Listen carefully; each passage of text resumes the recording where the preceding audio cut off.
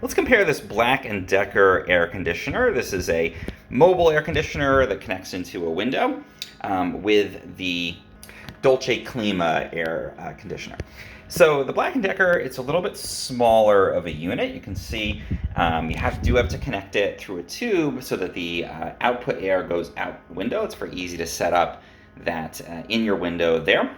And then controls are very simple. We have controls on here for the temperature. It has this little louver that'll open and it cools the room down really effectively.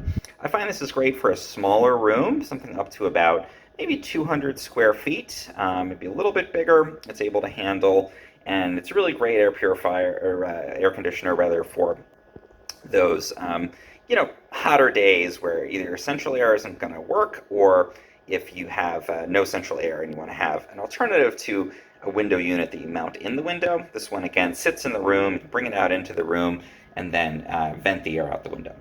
The Dolce Clima, very similar. Again, it's a room air conditioner that vents out the window. You can see the tube on the back here.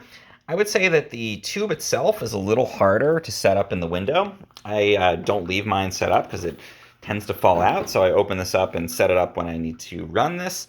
But overall, I find the Black+Decker a little bit easier to set up in the window than the Dolce Clima. Controls are very similar. We get the temperature readout on here. Very, very similar in terms of different modes and everything on there. The biggest difference, though, is that the Dolce Clima is a more powerful air conditioner.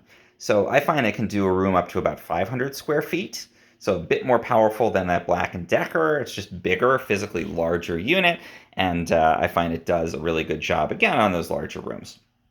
Both are fantastic, though. I think both of these are a really good option.